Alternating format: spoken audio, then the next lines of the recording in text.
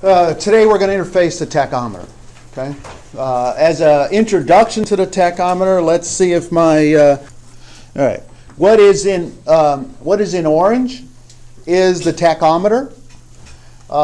Because this is a DC motor, in order to spin it at a constant speed, we are going to need feedback. Okay.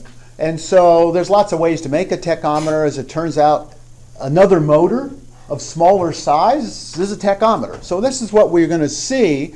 So the orange is the input to my circuit, and the blue is the output, and they have the same period, okay, or they have the same frequency. And that frequency here we're running at about 120 hertz.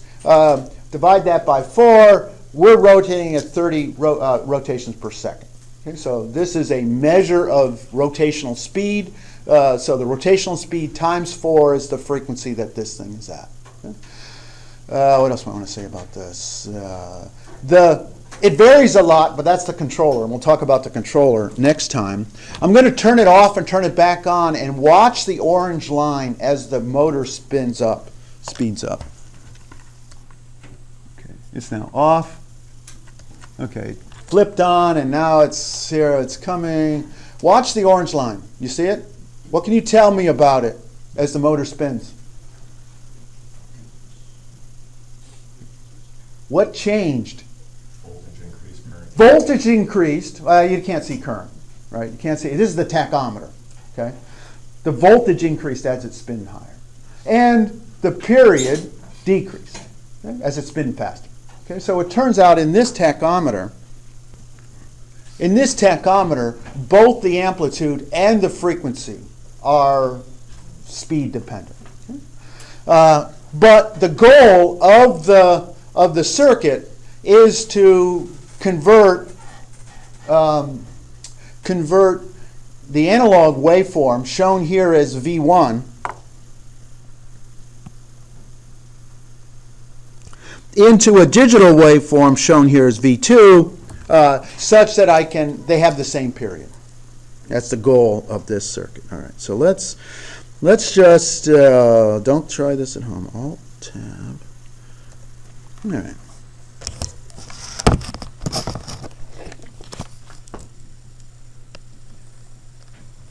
Okay, there's my tachometer.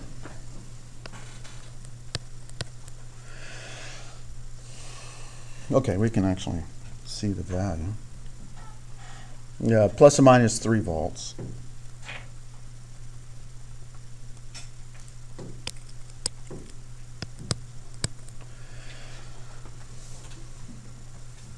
You can't hook this up to the microcontroller. Why? So that negative 3 volts is going to burn out your pins. Okay? So I got to get it into, okay? I can't do this like we did with the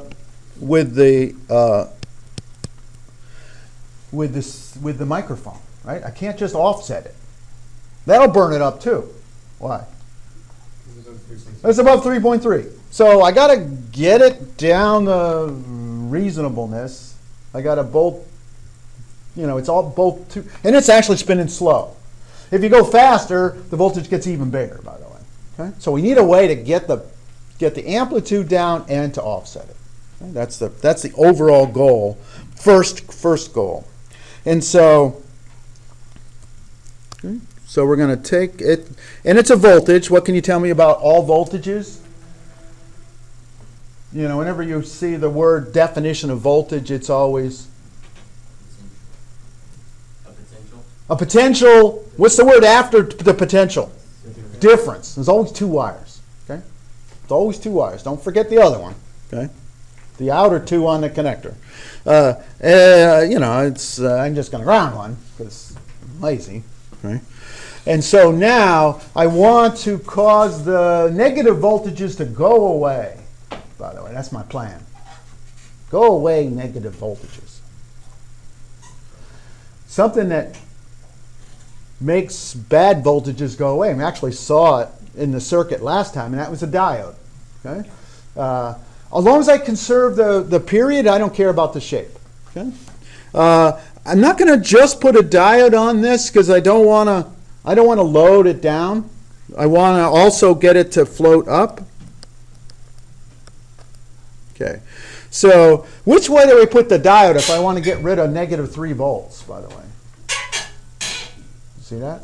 Point the negative, so when it's negative, it looks positive. Okay. So if the output, if this is V1, and let's just call this A, okay? The voltage at A can't be negative. Well, it turns out it's a little bit negative. Let me show it to you. All right, well, good luck here. I'm making a mess. Okay, go back to, let's see. All right, my scope, I'm going to move the digital wire. Okay, so this is the signal A as described in the circuit. Okay? It's got the same shape, well, approximately. It's clipped off the bottom and floated up. Now you can see it's still a half a, it still goes down to minus half a volt. And we're going to hope and pray the op amp can handle it. That's our hope, because that potentially could end up in the op amp. Okay? But I still have a problem of it being too high. Okay?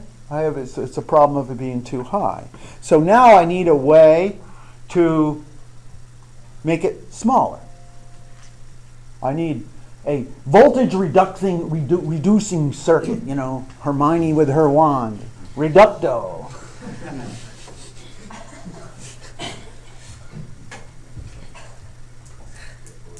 Yeah, not one resistor. One resistor don't do nothing, right? In order to reduce it, I need 2 resistors. Why do I need 2?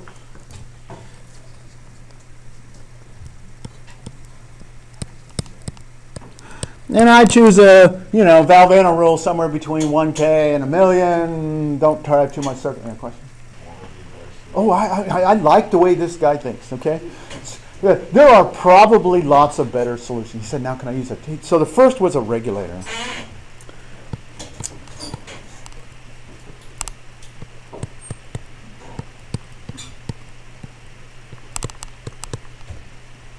I'm going to guess that doesn't work, okay?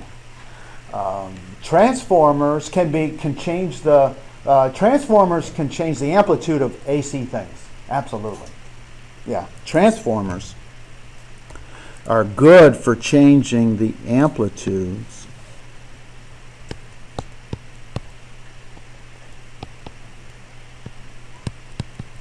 and you remember the rules, the number of windings, right? The ratio of windings will adjust the amplitude. Yeah, stick this guy at 1.5 volts. Stick that guy at 1.5 volts. It might work. Yeah, I just don't have it in my office. Yeah, that doesn't bother me. Transformers for reducing the size of an AC thing. It does it without losing power.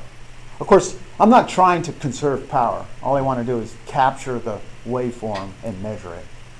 I'm not wasting power in any way. But I like transformers. Not bad. It's not a bad thing. Not a bad thing. But this is now my signal. Let me find it. Okay. Now I need a way to convert. Now if you zoom way in, what do you see? Let me stop it. Does anybody see right here? See those? See these right here? Bad things. Right? Because if I just threshold detect this, something bad's going to happen. What? Right in here. You see them? There's some sort of noise going on. Obviously, there's a motor here. It's probably motor EM noise picking up from the motor itself. But do you see them? Those little glitchy things? What's going to happen if I try to put this through a threshold detector?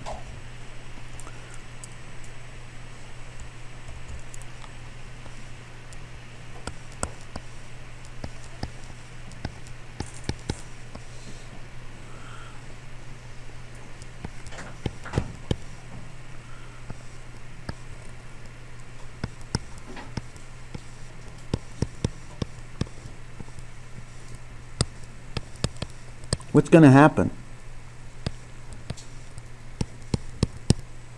Okay? And this waveform here, that was A, this was B.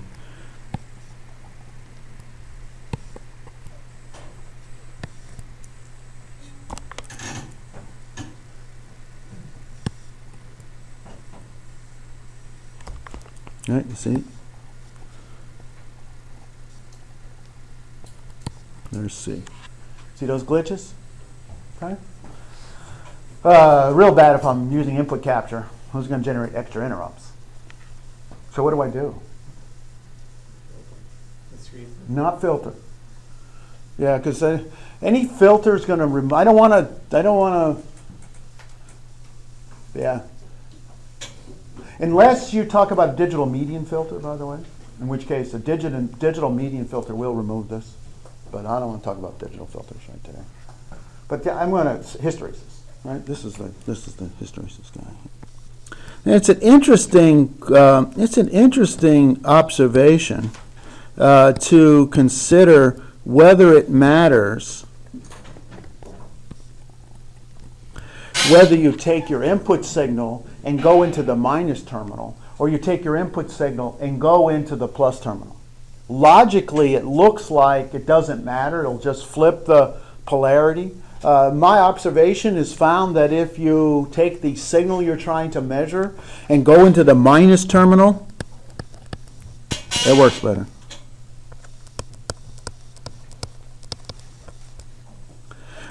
Because it turns out because no current is going in here. And so all I did was try to put 1.5 volts here.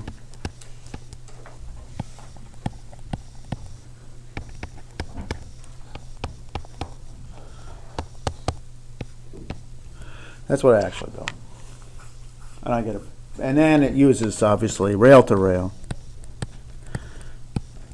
There's, feel free to adjust all these resistors.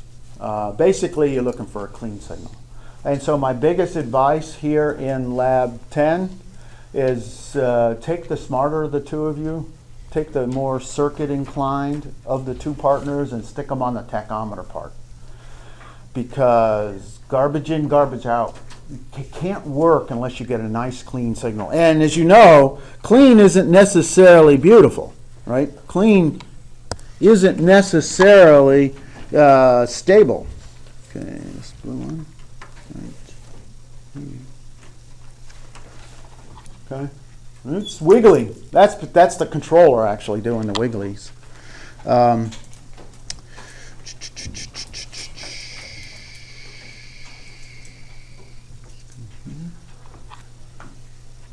This is one of the terminals of the op-amp. Can you tell me which one it is, by the way?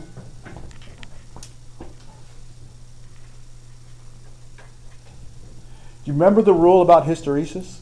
Right? The way hysteresis works is I'm changing the threshold at which I am going to cause the flip. Okay? So this is the plus terminal of the op-amp, and you can see it uses two different thresholds. One on the way up and one on the way down. It's a pretty big hysteresis. Right? That's the size of my hysteresis level. So if you look at the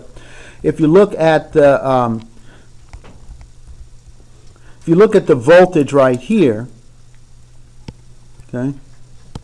If you look at the voltage right there, it'll tell you the hysteresis level. That's the rate in which, and so adjusting the ratio of these resistors, you can use to make more or less hysteresis, and that's a lot of hysteresis. Maybe too much.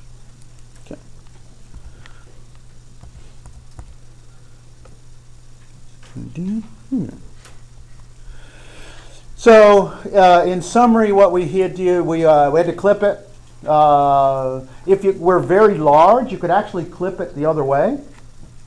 Okay. If it were very large, okay, I could clip it this way. Okay, I've got to draw this right. The way you can tell is if they're in the same direction, you know.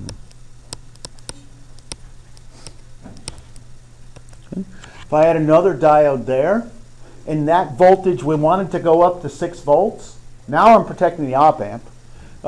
It can't. Okay, see that? So it can't go above 3 volts. Okay? So that one is a protection. So those two diodes will clip the top and the bottom off of the circuit.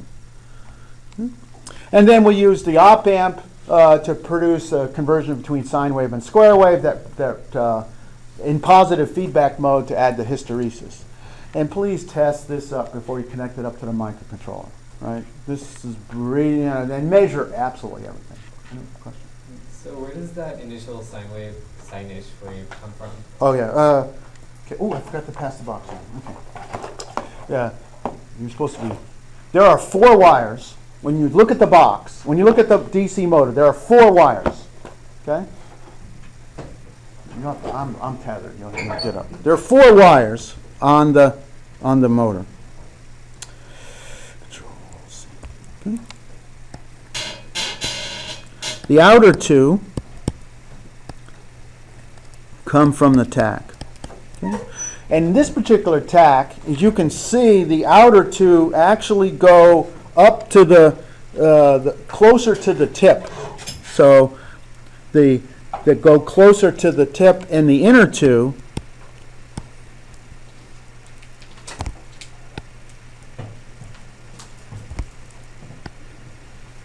go to the motor. And so the question is, where does this sine wave present itself?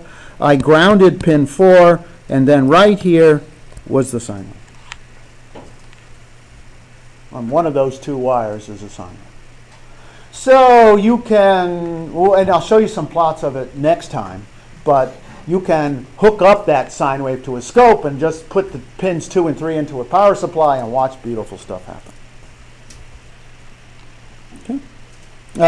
The way we're going to do the software is we're going to use input capture, and we did input capture before. Right? But remember that the deal with input capture is we're going to get an interrupt on each edge. This happens to be rising edge. And the period is a function of the timer value that we currently have. This is the current one. Yeah, come back. This is the current one. And this is the previous one. And that difference is the elapsed time in whatever units we're having. We've got 24-bit, 12.5 nanosecond resolution.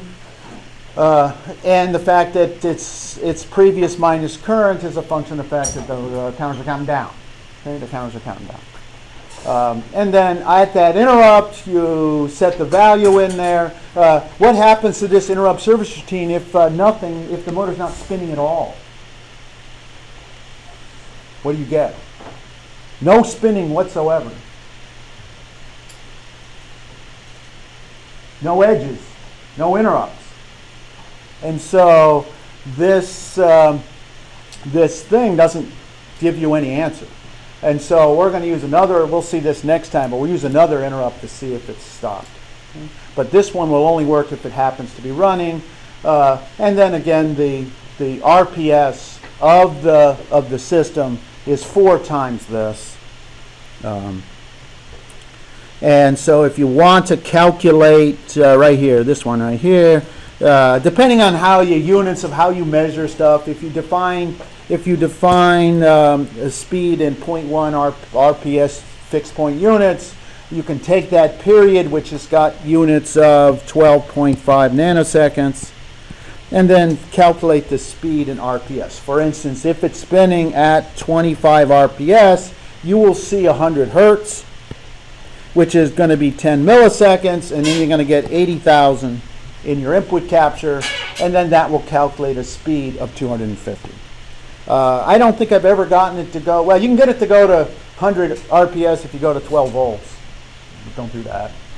But so this represents a typical range. It'll probably get up to 60 or 70 RPS.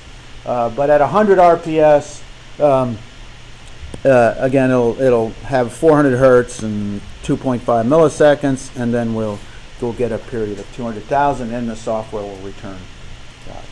And the way I'm going to tell if the motor is stopped is I'll have a second periodic interrupt service routine and a counter. If that counter gets to 3, I know the motor stopped. And once I get a valid once I get a valid measurement, I'll reset the counter back to 0. So this 2 interrupt method will let me know whether it's spinning in a beautiful way or whether the motor is stopped. So because 10 milliseconds, 3 counts at 10 milliseconds is 30 milliseconds, which means that the speed is less than 8 RPS. Okay? So at 30 milliseconds, that would be 8 RPS, and we don't spin that. It doesn't spin that slow, by the way. It can't spin at 8 RPS. The first time it starts spinning, it spins much faster because it's not a stepper motor. It doesn't like to go slow. It's a DC motor. It likes to go fast. Okay? So in summary, measure everything. Get the sensor up. This is the hardest part of Lab 10, is to look at all the different ways the sensor can generate. Because once you get a nice square wave that's telling you how fast it's running, the rest of this lab is pretty straightforward. The controller part, which we'll do on Friday, is pretty straightforward. Let me show you. You notice that I did do something here. Okay, I only wrote it in in sort of word speak. But what can you tell me if the measured period is somehow less than 200,000? If you do the math and you get 600,000, less than 200,000. If you do the math and you get 100,000, right? You do this math right here and you get 100,000. You've just invented a time machine, space travel. It can't spin that fast. It's not the right answer. Okay? So throw it away. Don't say, woo! Perpetual motion machine, I just made it. I put in 1 volt and I got out 50 volts. Okay, no. If it's 100,000, it's broke. It's not broken. It's just got a glitch, right? It's just throw it away. Okay? And similarly, if it's bigger than 800,000, or whatever the number it is you decide in advance what these two numbers are. Say, if it's less than this, I don't care. If it's more than that, I don't care. Okay? Lab partners, stop it. Get your fingers off, whatever. That way you throw away the weird ones. So don't be, it's a computer, it's not right. Okay? Just because it's on the internet doesn't mean it's true. Okay? Just because you measured it doesn't mean it's correct. So put some intellect in your software to say, well, if it counts less than 3, and if it's somewhere between 200,000 and 1.5 million, those are good numbers. Okay, and then I'll do my equation. All right. Questions on the tach? This is the hardest part right here. Okay. And there are lots of different circuits that will work. But if you just take the one in the book, it does not work. By the way, it does not work. All right, we're going to put it all together on Friday. My thing's still running, that's good. And we'll see you then. All right.